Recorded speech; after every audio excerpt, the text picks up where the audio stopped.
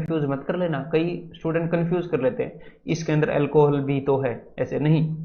मैं total mixture की बात कर रहा हूँ। टोटल मिक्सचर पहले 5 लीटर था, बाद में उन्होंने 1 लीटर ऐड कर दिया, तो टोटल मिक्सचर कितना हो गया 6 लीटर। तो अब मैं आपसे पूछता हूँ कि कितने गुना हो गया, तो इनिशियली 5 था, फाइनली 6 हो गया, तो कितने गुना हो गया ये कैसे पता चलता है, ये पता चलता है फाइनल अपॉन इनिशियल। कई बार करवा दिया प्रश्न। अगर ये कंसेप्ट आता है तो आप क्या करोगे, पहले 5 लीटर था, 1 लीटर ऐड कर दिया, 5 से 6 करो, 5 से 100, और 100/6 तो आपको पता ही होगा 60 जी 10 केजी। इसको मैं यूज करने वाला हूँ यहाँ पर। इसका हो जाएगा जी 10 केजी। तो एग्जैक्टली 10 केजी नीचे लिख दो, क्योंकि पल्प कभी चेंज नहीं होता है। और अब इन्होंने क्या बताया है, what % of these grapes are water. तो देखो 40 केजी थे ड्राई ग्रेप्स, जिसमें से 10 केजी पल्प है, और बाकी का 30 केजी क्या होगा, बाकी का 30 केजी पानी है। तो कितने प्रतिशत पानी है ये इन्होंने पूछा, तो पानी हो गया 3/4, 30/40। तो बोल रहे हैं कि भी कितने किलो फ्रेश ग्रेप लाए कि 20 केजी ड्राई ग्रेप्स हमें मिल जाए। तो आपको एक मैंने बात बताई है, अब आपको ये पता चल गया कि ड्राई ग्रेप्स 20 केजी हैं, तो इससे सीधा सीधा पता चल जाएगा ना कि पल्प कितना है, पता चल ही जाएगा कि भाई पल्प कितना है। 75% क्या होता है, 75% होता है 3/4, तो 20 का 3/4 निकाल लो एक बार, तो 20 का 3/4 होता है भाई 15 किलो। तो इस 75 को चलो मैं यहां पर लिख देता हूं 15 किलो। क्लियर है, तो 15 किलो पल्प है। तो पल्प तो सेम होता है ना, मतलब जब अंगूर ताजे थे तो भी पल्प 15 किलो ही था, वो तो बाद में बस पानी उड़ गया। तो फ्रेश के अंदर पल्प 15 किलो है, और मतलब किलो के इसका 4 गुना होगा। मत भागना, शॉर्टकट बिल्कुल, जो पर्सन शॉर्टकट फॉलो पढ़ेंगे इतने अच्छे से।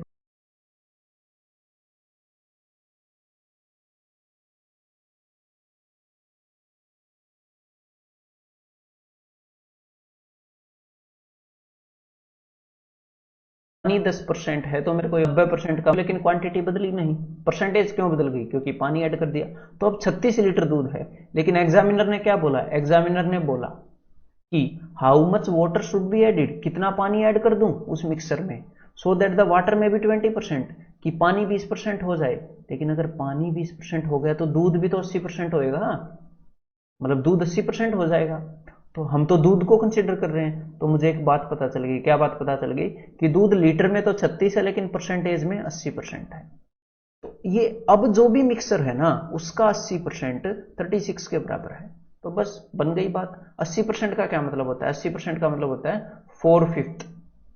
तो उसका 4/5 30, 4 नहीं में 36, 9 5 45। तो अब जो मिक्सचर है वो 45 लीटर का है। देख लेते इन्होंने पूछा क्या है, इन्होंने ये नहीं पूछा अब कितना मिक्सचर है, इन्होंने ये पूछा है how much water should be added. तो पहले जो ऑप्शन है तो उसका उल्टा होगा पल्प।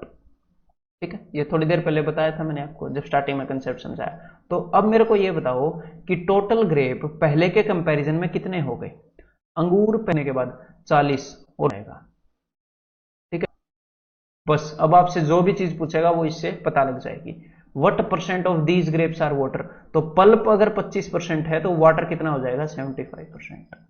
तो चलो इस मेथड, और एक जब अंगूर ड्राई है तो या तो पल्प के बारे में दोनों, तो मुझे क्या करेगा टोटल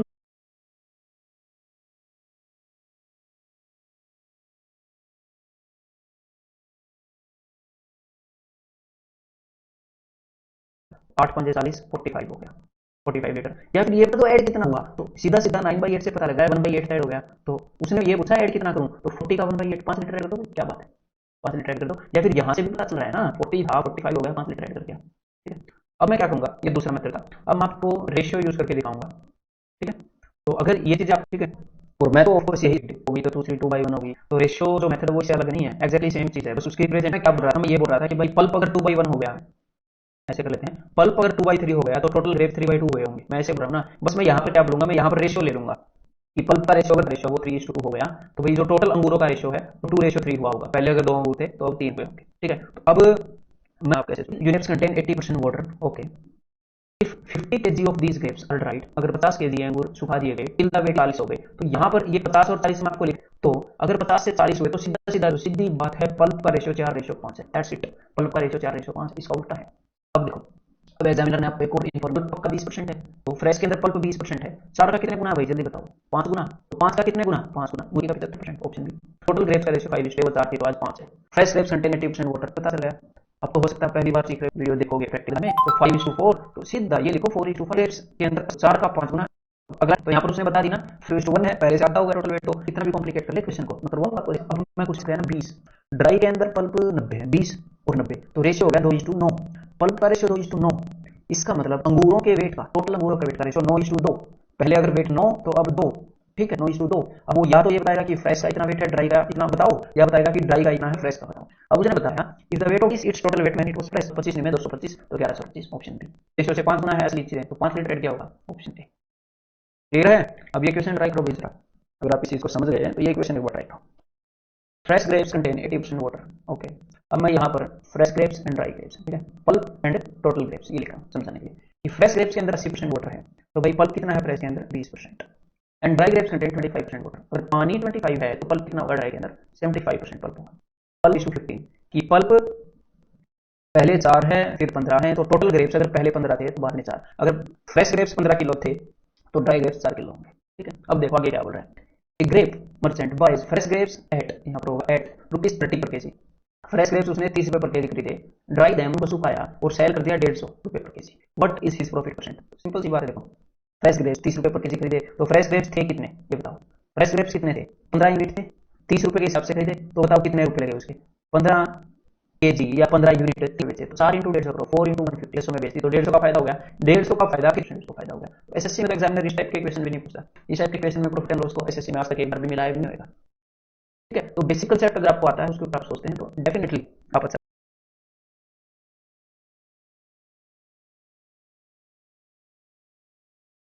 मार्ट हैक्स इज इक्वल टू 2.2 लाख, तो इसको मैं एक बार लिख लेता हूँ, ये हो गया 2.2 लाख, तो ये हो गया भाई 500x इज इक्वल टू इतना।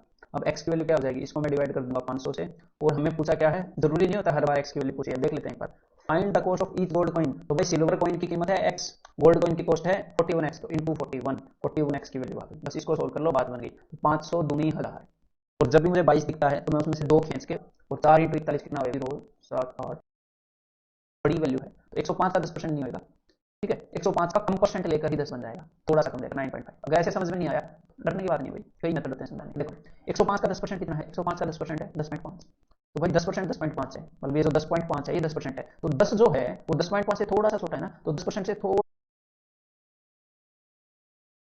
ग्रुप और दूसरा ग्रुप, इन दोनों एच और एल के बाई 4, तो अब देख लेते हैं भाई, मतलब कि सबसे हैवीएस्ट फिर सबसे लाइटेस्ट, इसीलिए मैंने घटाए हैं, ठीक है। 3 इससे लिक्विड के बच जाएं, 3 यूनिट लिक्विड का वजन हो जाए, और उसके बाद 2 यूनिट बोतल का, और कुल मिला के 5 हो जाए, ठीक है, पहले से आधा।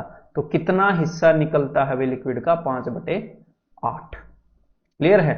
अब इसी ऐसे ये 60/100 कि कितना घटाया, तो उसने घटाया कितना है? उसने तो 7 घटाया है, तो आपको 100 निकालने की जरूरत नहीं है, 7 यूनिट पूछा है ना, 107 यूनिट की वैल्यू ये है, तो भाई 7 यूनिट की वैल्यू क्या होगी? 7 यूनिट की वैल्यू के लिए इसको 7 से गुणा कर दो, तो 107 से इसको हम कैंसिल आउट कर रहे हैं, 107 दूनी 214, तो ये बच गया भाई 42, तो ये 42 आ गया, तो 428, 24 24 7 168, तो यहां पर आंसर क्या हो जाएगा? Option B.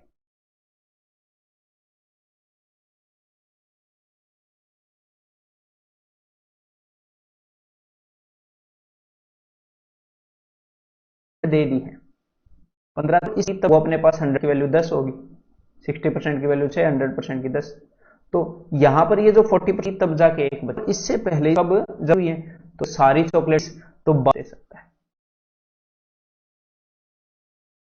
डिपार्टमेंट में मैं जेंट्स को मैं बिल्कुल कम से कम बंदे रखना चाहता हूं, इसमें मैं 0 बंदे तो रख नहीं सकता। फाइनेंस के अंदर मैंने 1% रख दिया, ठीक है।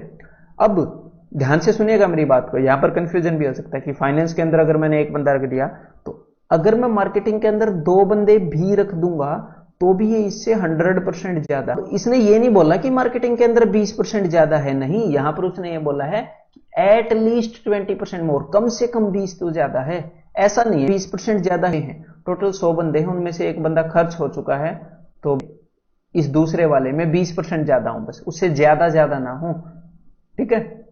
मैं यहां पर बड़ी से बड़ी वैल्यू चाहता हूं, तो 20% ज्यादा का क्या मतलब है, अगर यहां पर 5 है तो यहां पर 6, यहां पर 5 है तो यहां पर 6, इस रेशियो में मैं इनको डिवाइड करूंगा। 20% का मतलब तो यही है ना, समझ गए। 20% ज्यादा होने का मतलब कि 5 पर 1 ज्यादा 5 में को 5, तो यहां पर 45 लोग हैं और यहां पर 54 लोग हैं। मैं को यहां इस दूसरे यहां पर 5% ज्यादा होने का, यहां पर 5 है तो यहां पर 6, यहां पर 5 है तो यहां पर 6, इस रेशियो में मैं इनको डिवाइड करूंगा। 20% का मतलब तो यही है ना, समझ गए। 20% ज्यादा होने का मतलब कि 5 पर 1 ज्यादा 5 पर 1 ज्यादा होना, यहां पर 5 है तो यहां पर 6, तो 99 को 5:6 में बांटूंगा तो 5 + 6 = 11, और ये सीधा सीधा दिख रहा है 9 गुना है, तो इसको 9 से मैं मल्टीप्लाई कर रहा हूं। 9 5 45, 45, 9 6 54, 54, तो यहां पर 45 लोग हैं और यहां पर 54 लोग हैं। अगर मैं ये सिचुएशन बनाऊंगा तो इसके अंदर जितने मैक्सिमम बंदे हो सकते हैं उतने हो जाएंगे, मतलब कि मैक्सिमम बंदे जो मार्केटिंग में हो सकते हैं, या फिर एन इससे हम कर सकते हैं।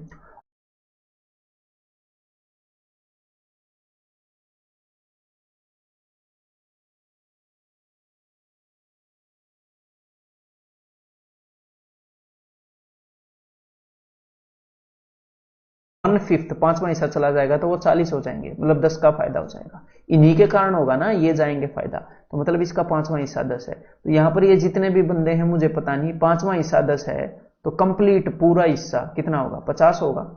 तो यहां पर भाई जो फीमेल्स है ना वो 50 फीमेल है। यहां पर इस स्टेटमेंट के थ्रू एग्जामिनर ये कहना चाह रहा था। और यहां पर अगर आपको पता लग जाता है कि 70 में से 50 फीमेल हैं, तो आपको क्या पता लग जाता है, आपको ये पता लग जाता है कि बाकी के 20 मेल हैं।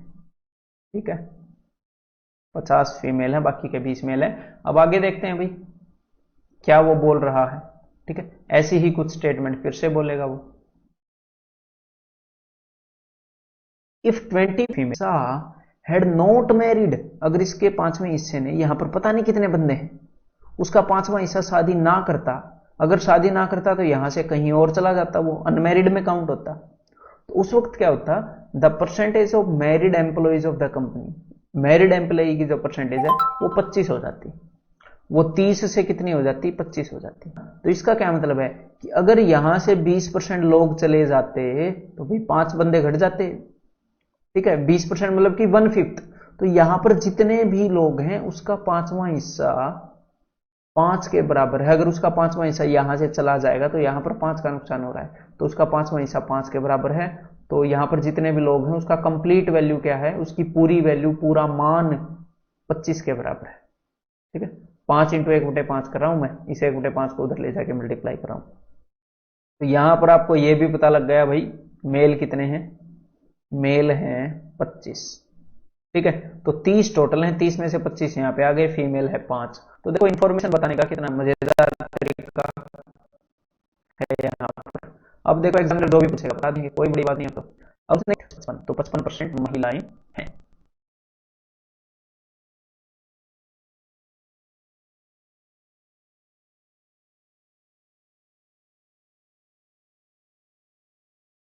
पचपन, तो 55% महिलाएं हैं। डोनेट उसने 30% डोनेट कर दी, तो भाई उसकी जेब में होंगे 70%। तो स्टार्टिंग में उसकी वैल्यू थी डब्ल्यू, तो भाई 7/10 रह गए होंगे 70%।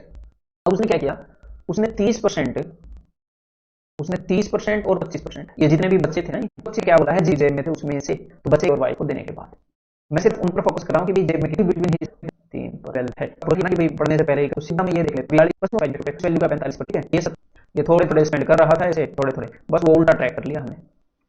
क्या, तो ये तो बिल्कुल सिंपल सी बात हो गई। अगर मैं आपको ये बोलता हूँ 30% of A equal to 40% of B, तो आपको ए रेशियो बी पता चल जाता है, बोला है ना मैंने 4:3 पहले, तो बस एग्जैक्टली वही तो बात है। देखो कैसे, देखो पहले उसकी ओल्ड इनकम थी, अब उसकी न्यू इनकम है, तो ओल्ड इनकम पर वो कितना टैक्स देता था, ओल्ड इनकम पर वो 12% टैक्स देता था, इसका मतलब 12% ऑफ ओल्ड इनकम, और नई इनकम पर वो 10% टैक्स देता है।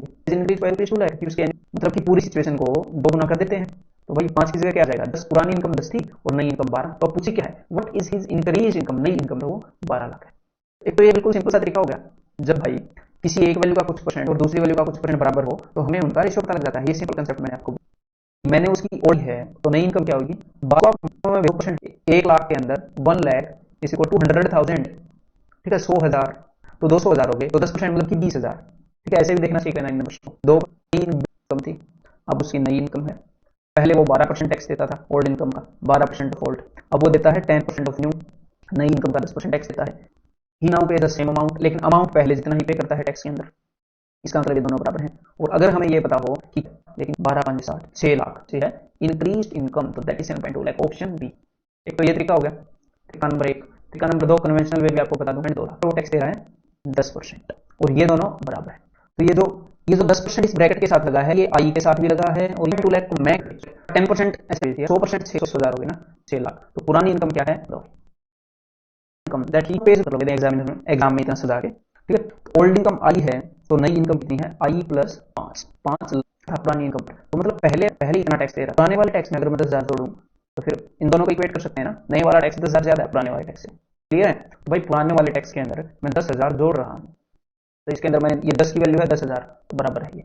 अब देखो यहाँ पर कई बार स्टूडेंट क्या करते हैं, बिना वजह को इधर उधर ले जाते रहते हैं लिख के। हमने दिमाग में छोटे दिख रहा है यहाँ पे, ये 50,000 है, और यहाँ पर ये जरूरी नहीं है, क्वेश्चन नहीं है जो मैं अभी आपको करवा रहा हूँ, कन्वेंशनल कुछ भी हो सकता है। स्कूल के अंदर स्कूल की स्ट्रेंथ बढ़ सकती है। और भी मैंने बोला, समझ गए ना, फिर आप होल्ड करके दिखाया जाए, नहीं पूछा करेंगे तो उनको भी हम नहीं, जो लोग आगे भागेंगे हम जाओगे, लेकिन आपका सिलेक्शन ये वाली पसंद आएगी, तो हमें तो सिलेक्शन से रिसोर्सेज की तो खरीदनी है। 10% को मैं इधर लेके आ गया, 12% ऑफ आई माइनस 40, ठीक है, 1% ऑफ आई को लाख बन जाती है, और नई इनकम क्या है आ जाएगा। ठीक है, इन एक coeducational school there are 15 more girls than boys, किसी को एजुकेशनल स्कूल में 15 ज्यादा लड़कियां हैं लड़कों से। The number of girls is increase by 10%। इसका चौथा ऑप्शन क्या है, what is the number of students, तो यहाँ पर नंबर ऑफ स्टूडेंट्स दिए हुए हैं, तो इन नंबर ऑफ स्टूडेंट्स को मैंने इस हिसाब से तोड़ना है कि 15 लड़कियां ज्यादा मिले, 15 लड़कियां ज्यादा। जब मैंने इन सारी वैल्यूज को देखा ना, तो मैं इसको चेक करूंगा सबसे पहले। इसको क्यों चेक करूंगा, आपको मैंने एक तरीका बताया है स्प्लिट करने का। तरीका एक नंबर इस 250 में से अब लग रहा है 30 104 नंबर, और जैसे ही मैंने 1.25 को देखा, मेरे दिमाग में आया 5/4, तो 1% की वैल्यू 5/4, और 16% की वैल्यू कितनी होगी, इंटू 16, 4 तो के 16 20, तो इसको मुझे बढ़ाना पड़ेगा 20, तो ये कितने हो जाएंगे 145। लेकिन अब एग्जामिनर ने बोला कि लड़कियां 9 ज्यादा हैं, तो देख लेते हैं भाई कितनी ज्यादा है, 9 ज्यादा है, ठीक, यही आंसर।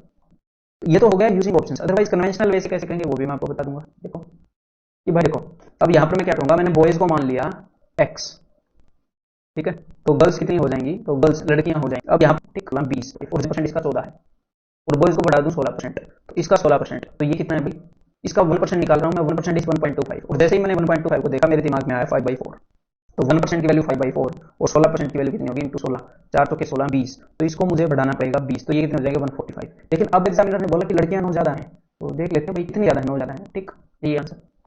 तो ये तो हो गया using options, otherwise conventional way से कैसे करेंगे वो भी मैं आपको बता दूंगा। देखो भाई देखो, अब यहाँ +15 हम सोच रहे होते हैं ये बॉयज हैं गर्ल्स हैं, ठीक है। If the number of girls is increase by 10%, तो गर्ल्स कितनी हो गई है, गर्ल्स को मैंने मल्टीप्लाई कर दिया 1.1 से, तो गर्ल्स हो गई 1.1x प्लस 10% बढ़ाया है, तो इस 15 का 10% कितना होता है भाई, 15 का 10% होता है 1.5, तो ये हो गया 16.5, सीधा सीधा दिख रहा है, ठीक है। And the number of boys is also increase by 16%, तो किसी को अगर 16% बढ़ाना है तो किससे मल्टीप्लाई करते हो भाई, 1.16 से करते होगे ना, हाँ, तो 1.16x हो गए बॉयज। अब वो ये बोल रहे हैं कि ऐसा करने के बाद भी, ये तो बॉयज हैं और ये हैं गर्ल्स, ऐसा करने के बाद भी तो गर्ल्स हैं वो 9 ज्यादा हैं, गर्ल्स आर 9 मोर, तो बॉयज के अंदर अगर मैं 9 जोड़ूं तब जाके बात बराबर होगी, तो ठीक है भाई, बॉयज के अंदर 9 जोड़ दी, ठीक है।